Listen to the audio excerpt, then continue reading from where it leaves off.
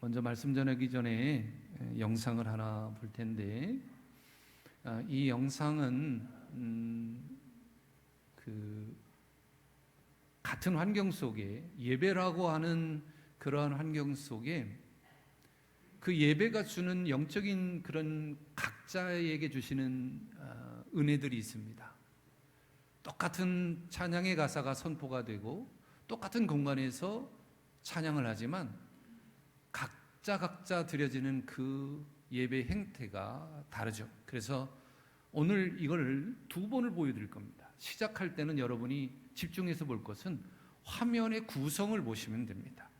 이들의 예배의 형태를 보시게 될 거고, 그 다음에 설교 끝마무리에 보여드릴 때는 가사의 내용을 생각해 보시면 좋겠습니다. 자, 먼저 불은 다 소등해 주시고, 제가 오늘 영상으로 처음 저희들이 이 화면을 바꾸고 봤는데 너무 좋습니다. 그래서 같이 이걸 보시면서 말씀의 의미를 또 생각을 해보면 좋겠습니다. 여기까지 싹 내려주세요. 본당 위에까지. 네. 틀어주시고,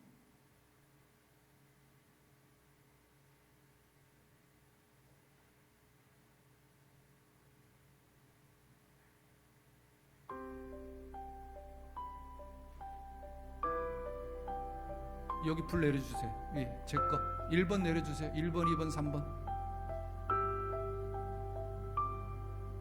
그대 폭풍 속을 걷고 있을 때 비바람을 마주해야 할 때 불빛조차 보이지 않아도 그대 혼자 걷지 않을 거예요. 두려움 앞에서 하늘을 보아요. 외로운 그대여 걱정 마요. 꿈꾸는 그 길을 또 걷고 걸어요. 그대 혼자 걷지 않을 거예요.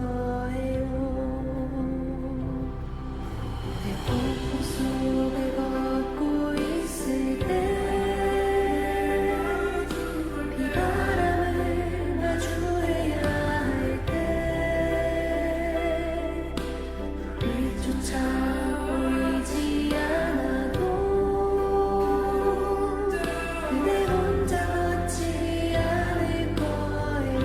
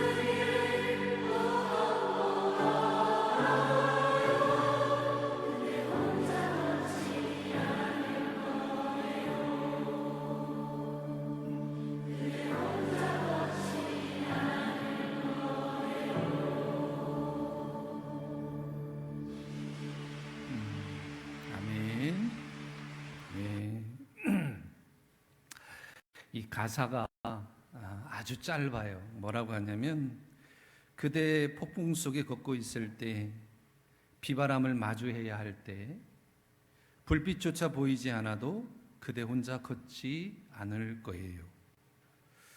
두려움 앞에서 하늘을 보아요.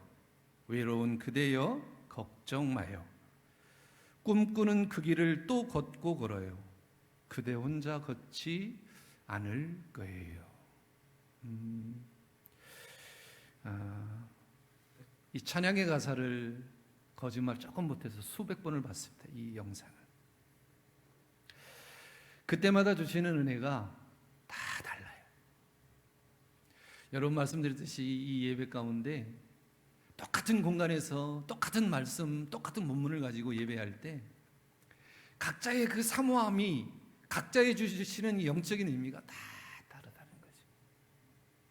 누구는 정말 하나님의 은혜가 너무나도 크고 감격스러워서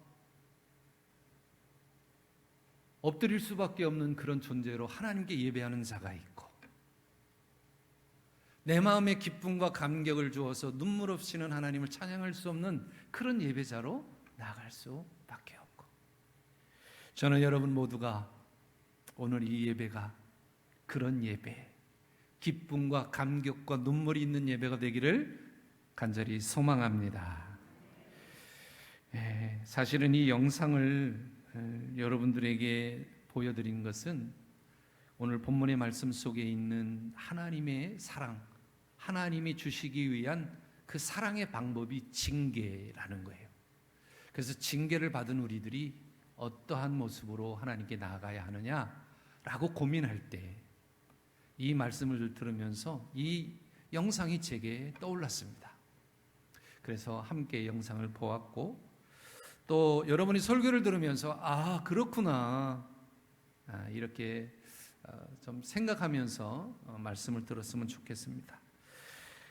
오늘 우리가 히브리서 12장 5절에서부터 9절 징계를 통한 하나님의 사랑이라는 말씀으로 함께 본문을 볼 텐데, 여러분 오늘 본문을 보면 이 사랑이라고 하는 이 단어의 역설을 볼 수 있습니다. 그 역설이 뭐냐면 징계라는 거죠. 우리가 신앙생활을 하다 보면 가장 이해하기 어려운 부분 중에 하나가 뭐냐면 하나님의 징계라고 하는 부분이에요. 우리가 이렇게 생각하죠. 하나님이 우리를 사랑한다면 좋은 것만, 그리고 아픔과 고통만 피해갔으면 좋겠다. 이것을 우리가 하나님의 사랑이라고 생각합니다. 그렇게 생각하기 때문에 신앙생활을 하다 보면 갑작스러운 질병에 걸릴 수도 있어요. 사업의 실패를 얻을 수도 있어요. 또 자녀의 문제가 생길 수도 있습니다. 인간관계 속에서 갈등이 생기게 될 때, 이렇게 찾아올 때 우리 마음속에 이런 질문이 생기죠. 하나님, 왜 도대체 제게 이런 일이 일어나야만 합니까? 저를 사랑한다고 하지 않으셨습니까? 사랑한다고 하셨으면 이런 일을 피해가야 해야지 왜 이런 일을 허락하셨습니까? 이렇게 묻지 않을 수 없죠. 이것이 우리가 가지고 있는 하나님이 주신 사랑의 정의로 생각해요. 좋은 것만, 그리고 고통은 내게 피해갔으면 하는 내 마음속에 그 나만의 정의를 하나님의 사랑이라고 정의를 내려버리죠. 그런데 성경을 보니까, 오늘 본문을 보니까 우리가 생각하는 그 사랑의 정의가 다가 아니었다. 제가 사랑의 역설이라고 이야기했죠. 그 역설이 뭐냐면 징계라고 하는 거예요. 고통이라고 하는 거죠. 히브리서의 말씀을 보면 히브리서 기자는 이 말씀을 통해서 하나님의 그 사랑의 표현을 진노, 즉 그것을 사랑이라고 이야기를 합니다. 그런데 우리가 이 징계라고 하는 단어를 보니까 혼내키거나 아니면 어떤 무거운 주제로 우리가 생각해 볼 수 있는데요. 이 헬라어의 원어의 의미를 보면 이 징계를 뭐라고 해석을 하냐면 교육과 훈련 또는 양육, 푸름이라고 하는 단어로 해석합니다. 예를 들면 우리가 자녀가 잘 살기 위해서 혹은 그가 부모의 품을 떠나서 자립하고 세워지기 위해서는 그 이전에 그가 갖추어야 될 분명한 자세가 있는 거예요. 그래서 그가 잘못할 때, 아이가 잘못할 때 훈육이 필요하고 때로는 징계도 필요하죠. 왜 그럴까? 그 아이가 바르게 자라기 위함이어야 하는 거예요.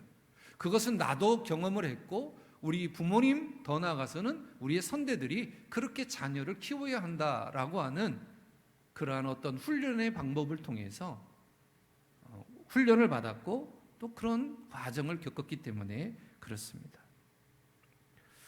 우리가 성경에 보면 이 고통의 대명사 하면 욥을 떠올릴 수 있어요. 그는 하나님의 허락하에 모든 것을 잃었습니다. 아내도 떠났지요. 자녀도 10명씩이나 주셨는데 그 자녀도 다 취해 가셨습니다. 온몸에 질병이, 고통이, 아픔이 있습니다.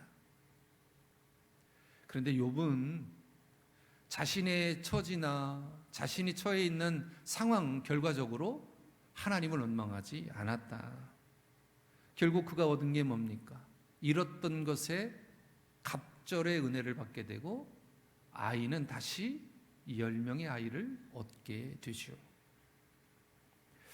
우리가 욥을 볼 때 혹은 오늘 히브리서 기자가 이야기하는 이 징계라고 하는 이 단어에 하나님의 사랑, 특별히 십자가에서의 우리에게 보여주신 예수 그리스도의 십자가의 구속의 은혜는 십자가에 달리신 예수님을 하나님은 징계라고 표현을 하셨고 그 징계를 통해서 우리에게 사랑을 보여주셨다는 거죠.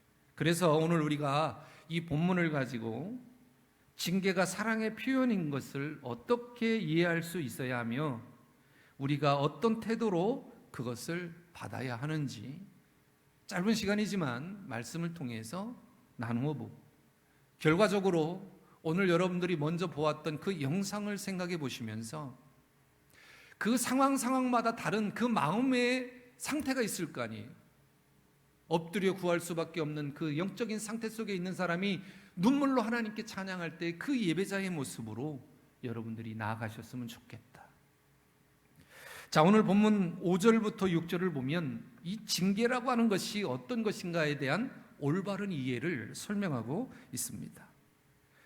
제가 5절, 여러분이 6절 한번 읽어보겠습니다. 또 아들들에게 권하는 것 같이 너희에게도 권면하신 말씀도 잊었도다. 일러스되 내 아들아 주의 징계하심을 경히 여기지 말며 그에게 꾸지람을 받을 때에 낙심하지 마라.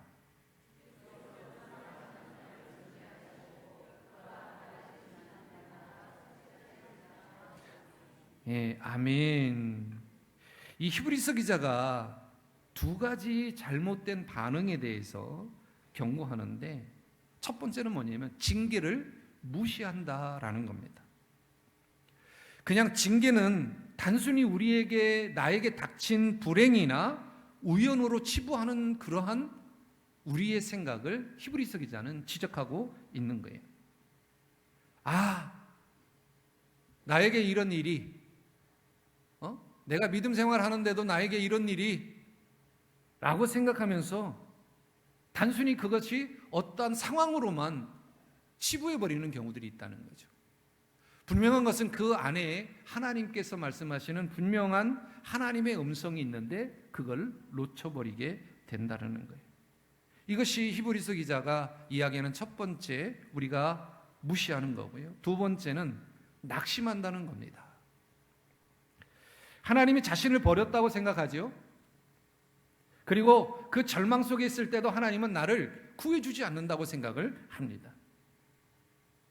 그래서 늘 나는 힘들고 어렵고 혼자 이것만을 겪어내야 한다고 생각합니다. 여러분 그러신가요? 오늘 가사가 이렇게 돼요. 그대 폭풍 속에 걷고 있을 때, 비바람을 마주해야 할 때, 불빛조차 보이지 않아도 그대 혼자 걷지 않을 거예요. 여러분의 인생에, 여기는 다 인생의 삶이 다 달라요. 상황도 다르고 환경도 다르고 나이도 다르고 그 처해 있는 모든 것이 다 다르지만 중요한 것은 우리에게 처해 있는 그 상황 속의 무게는 다 다르지만 내가 외롭게 힘들게 혼자 간다고 생각하는 그때에도 우리 하나님은 우리의 손을 놓고 있지 않다는 거예요. 왜 우리가 하나님이 나를 놓고 있다고 생각하느냐? 하나님이 그 상황 속에서 말씀하시는 그것을 음성을 내가 놓치고 살고 있기 때문에 그러는 거죠. 히브리서 기자가 그걸 지적하고 있는 거예요. 그렇다면 히브리서 기자가 우리에게 무엇을 이야기하고 싶을까요? 우리에게 징계가 있다. 그러면 하나님이 그것을 통해서 나에게 무엇을 말씀하고 계시는지를 겸손히 들어야 한다라는 거죠. 회개할 것이 있으면 회개하고 고칠 것이 있으면 고치고 하나님의 뜻이 무엇인가를 바르게 이해하고 그것을 찾는 올바른 태도가 우리에게 필요하다라는 겁니다. 잠언 13장 12절 여러분 귀로 들으시면 좋겠습니다. 대저 여호와께서 그 사랑하는 자를 징계하시기를 마치 아비가 그 기뻐하는 아들을 징계함과 같이 하시느니라. 이 말은 사랑하시는 자를 징계한다라고 하는 것은 우리가 생각하는 어떤 린치나 폭력의 의미를 생각하는 게 아니고 그를 교육하고 양육하고 또 그가 잘 성장하게 하기 위한 교육이라는 거죠. 여러분의 자녀들이, 여러분의 손주들이 잘 크기를 원하시죠? 그렇다면 그에게 적절한 교육이, 양육이 필요하다는 겁니다. 히브리서 기자는 그걸 징계라고 표현하고 있는 거예요. 그래서 우리가 징계라고 하는 이 잘못 생각하고 있는 그 징계 속에 하나님의 음성을 발견하지 못하는 그러한 자들이 아니라 혹여 우리들에게 있는 어떤 징계의 문제가 있다면 그것을 잘 이해해서 하나님의 말씀으로 겸손히 받아들이는 그런 저와 여러분이 되게 하기를 간절히 소망합니다. 7절 8절 너희가 참음은 징계를 받기 위함이라 하나님이 아들과 같이 너희를 대우하시나니 어찌 아버지가 징계하지 않는 아들이 있으리요? 징계는 다 받는 것이거늘 너희에게 없으면 사생자요 친아들이 아니니라. 이 말은 7절 8절은 뭐냐면 징계가 없으면 사생자다, 진정한 아들이 아니다. 우리가 하나님의 자녀요 하나님의 아들로 딸로 살아간다면, 우리가 하나님의 자녀라고 이야기한다면 너희에게 이 징계는 당연한 것이다. 너희에게 징계가 없다고 하는 것은 내 아들이 아니다라고 말하는 거죠. 고대 사회에 보면 아들, 진정한 아들, 특별히 참 아들에게는 반드시 아버지로부터 엄격한 훈련을 받았습니다. 이유가 있는 거예요. 왜 그랬을까? 장남은 그 가정의 모든 것을 물려받게 되죠, 유산으로. 그래서 혹독한 훈련이 있었다고 하는 것은 그 아이가 아버지로 물려받은 조상으로부터 훌륭한 가문의 그 대를 이어가는 자로서 적합하게 하고 또 명예와 유산을 이어갈 수 있는 그 책임이 있기 때문에 그런 거예요. 반면에 오늘 징계가 없으면 사생하여 라고 하는 이 말은 그가 참 아들로서 그런 유산과 명예를 받을 수 없는 자임을 말씀하고 있는 거예요. 그러니까 사생자는 징계가 없는 거예요. 훈련을 받지 않는 거죠. 저와 여러분이 이 말씀을 통해서 하나님이 나에게 주시는 징계가 있다면 그것은 하나님이 나를 통해서 무엇인가를 말씀하고 있고 내가 하나님의 자녀요 하나님의 아들이요 딸로서 내가 해야 될, 이어가야 될 분명한 유산이 있구나, 이렇게 생각하면 정답이라는 거죠. 하나님이 여러분을 진정한 자녀로 인정하신다라는 겁니다. 로마서 8장 17절에 이렇게 기록합니다. 우리 같은 여러분의 목소리로 한번 읽어보겠습니다. 시작. 자녀이면 또한 상속자 곧 하나님의 상속자요 그리스도와 함께한 상속자니 우리가 그와 함께 영광을 받기 위하여 고난도 함께 받아야 할 것이니라. 이 말은 우리가 그리스도와 함께한 상속자, 하나님의 자녀면 예수님과 함께한 자녀이고 상속자이고 우리가 영광을 받기 위해서는 그리스도가 받은 그 고난도 함께 받아야 한다라는 말씀이죠. 이것은 고난과 징계라고 하는 것은 하나님이 우리를 버리신 것이 아니라 하나님의 영광을 함께 누리기 위한 과정임을 여러분 꼭 기억하시길 바랍니다. 징계를 통한 우리들의 유익은 뭐냐면 성숙이라는 거예요. 성숙. 오늘 9절 10절에 보니까 우리의 육신의 아버지가 우리를 징계하여도 공경하였거든 하물며 모든 영의 아버지께 더욱 복종하며 살려 하지 않겠느냐. 그들은 잠시 자기의 뜻대로 우리를 징계하였거니와 오직 하나님은 우리의 유익을 위하여 그의 거룩하심에 참여하게 하시느니라 라고 말씀하고 있습니다. 히브리서 기자가 육신의 부모와 하나님을 비교합니다. 육신의 부모의 징계는 제한된 지혜와 감정 속에서 일시적으로 진행이 됩니다.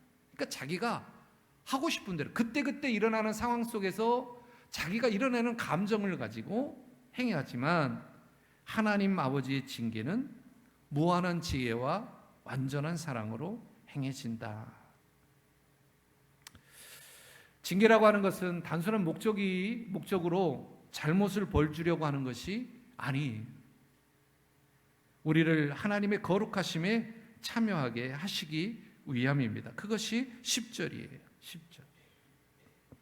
오직 하나님은 우리의 유익을 위하여 그의 거룩하심에 참여하게 하시느니라. 징계를 통해서 우리는 겸손해지고 정결해지고 점점점 하나님을 닮아가는 그런 자들이 되어야 합니다. 마치 금이 안에 불순물이 있는 금이 센 불에 달궈져서 순금이 되는 것처럼 내 안에 있는 불순물이 다 태워져서 순금이 되는 것처럼 우리의 믿음과 성품이 다듬어지는 그러한 과정을 우리는 경험해야 하는 거예요. 그것이 바로 징계라는 겁니다. 마지막으로 제가 이 말씀을 읽으면서 오늘 설교 말씀을 읽으면서 느꼈던 거예요. 그러면 진정한 사랑은 어디에 있을까? 하나님은 징계를 사랑이라고 이야기를 하시는데 그 사랑은 과연 어디에 있을까? 6절 다시 한번 우리가 말씀을 생각하면서 6절을 한번 읽어보겠습니다. 시작. 주께서 그 사랑하는 치는 자를 징계하시고 그가 받아들이시는 아들마다 채찍질하심이라 하였으니. 여러분, 하나님의 징계와 사랑이 가장 선명하게 드러난 곳은 바로 예수 그리스도의 십자가입니다. 예수님께서 십자가에서 이렇게 외치셨어요. 나의 하나님, 나의 하나님, 어찌하여 나를 버리셨나이까?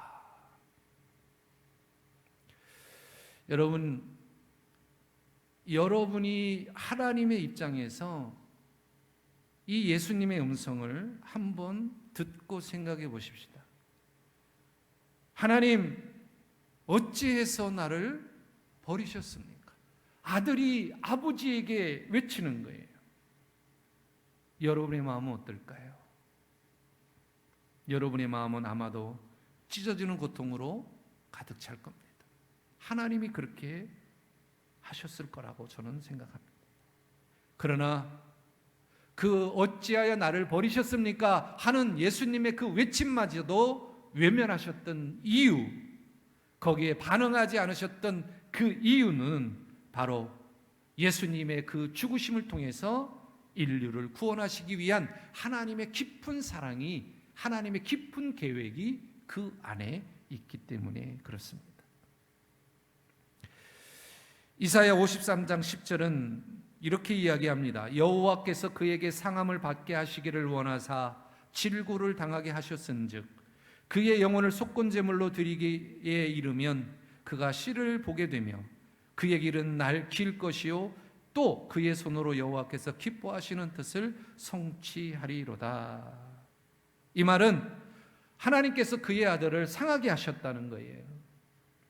또 아들을 괴롭게 하려고 하는 것이 아니라 이 땅에 있는 수많은 백성들이 구원을 받기 위한 하나의 길을 선택하셨는데 그것이 바로 예수 그리스도를 통해서 그 길을 가야 한다라는 겁니다.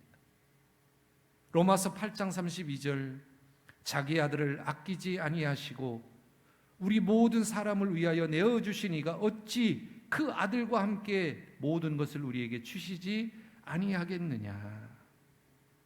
놀라운 선포 아닙니까? 놀라운 선포.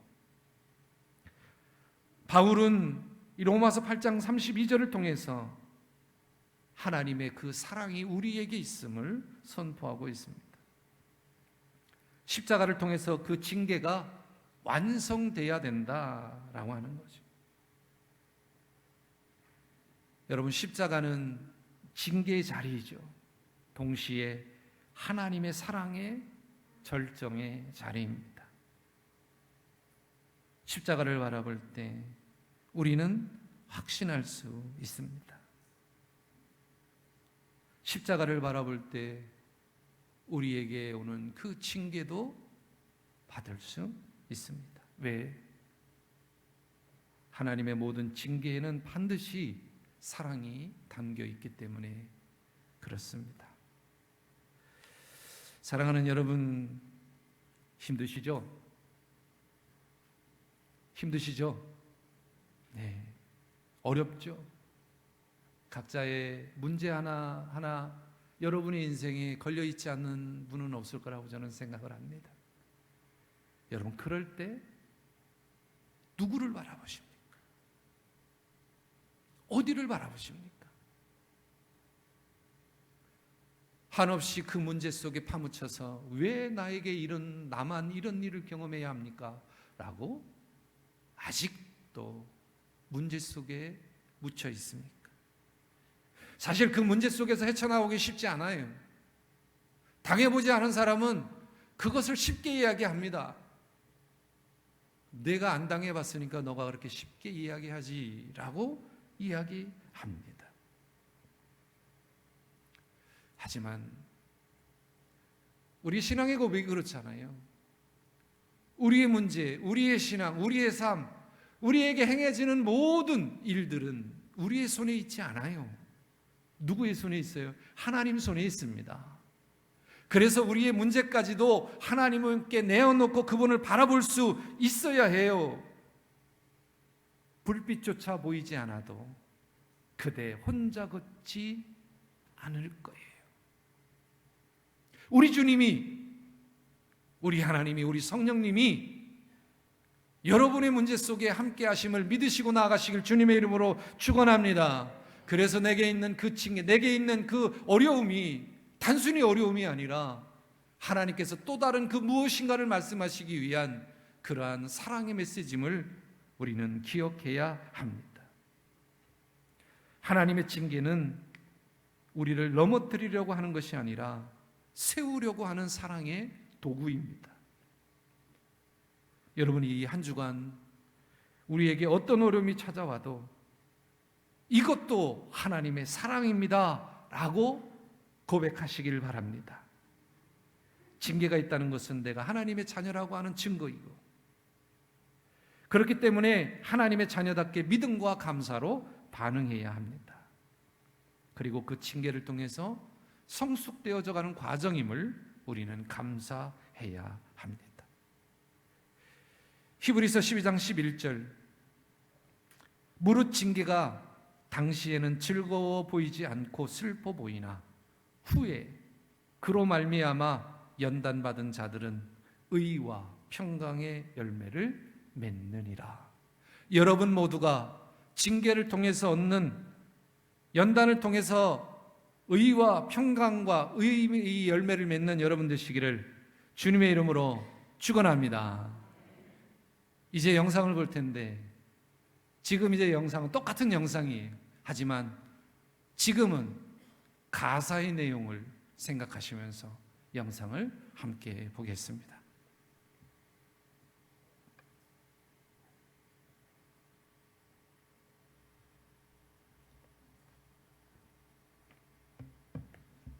네.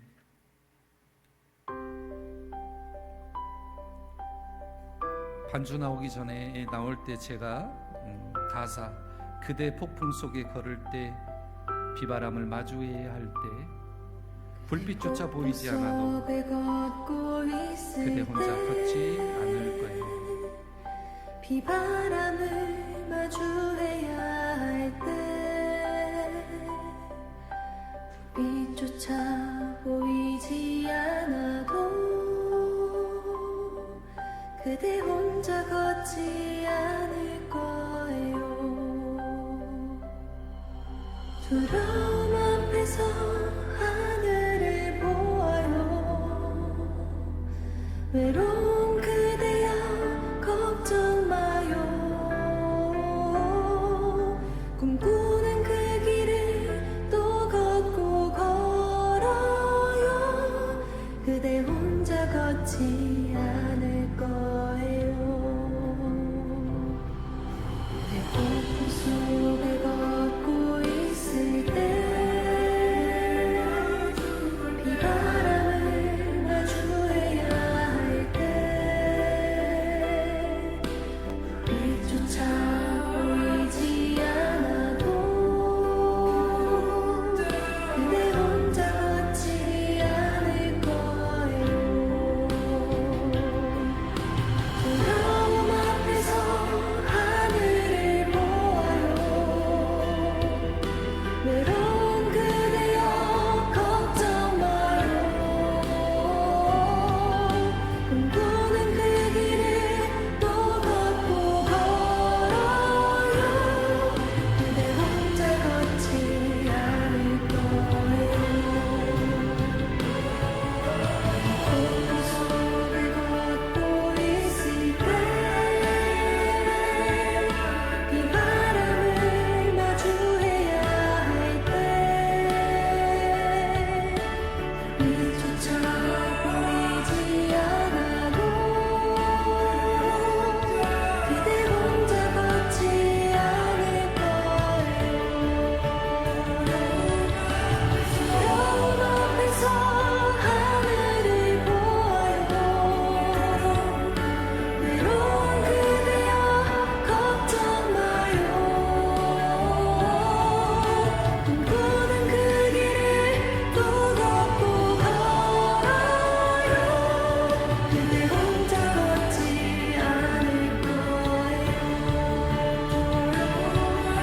두려움 앞에서 하늘을 보아요. 외로운 그대여 걱정 마요. 꿈꾸는 그 길을 또 걷고 걸어요. 그대 혼자 걷지 않을 거예요. 두려움 앞에서 하늘을 보아요. 외로운 그대여 걱정 마요.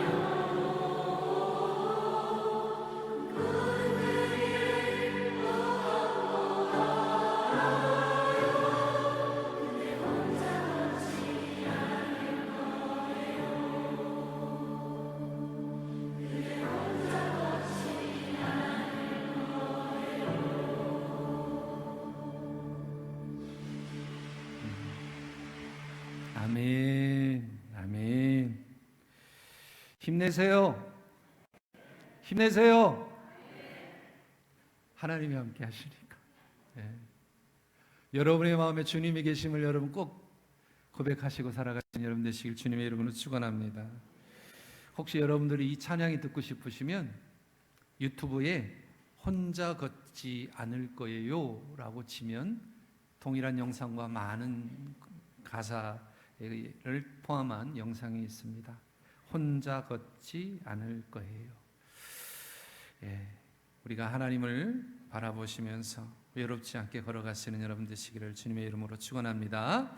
이제 우리 다 같이 일어나서 오늘은 찬송 300